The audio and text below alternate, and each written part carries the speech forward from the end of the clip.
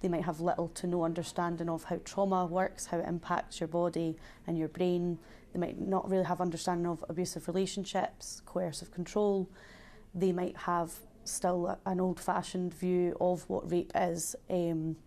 So I think, for me personally, if it was trauma-informed, trained, specialised judges, I think that would have a massive positive impact for future survivors.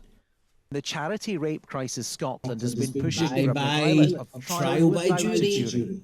What we know is that people react differently to rape. Some don't fight back because of the impact of trauma. And for some women given evidence in court, the way of getting through that is to try not to be upset. So I think there's a real concern that juries are making decisions not based on the evidence, but based on the attitudes or false assumptions they're bringing to bear. And what that could mean is guilty men walking free. A Holyrood committee considering the issue was split along party lines, and the Law Society, which represents and regulates solicitors, has concerns about placing the decision on guilt solely in judges' hands. The judiciary are generally more male than female still to this day.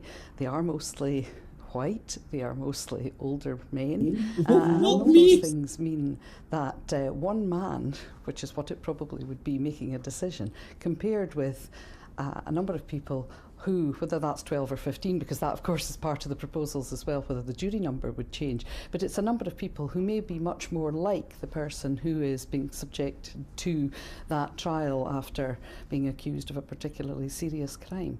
The measure is in the Scottish Government's Victims Bill, which is also set to bring in other changes, including scrapping the not proven verdict. The Justice Secretary has said she'll continue to listen to different voices and wants to build a consensus. Much of the procedure around how criminal trials are conducted in Scotland has been the same for decades, even centuries. Now, though, the prospect of significant change to the way things are done appears to be a matter of when rather than if. Gordon Cree, STV News, Edinburgh.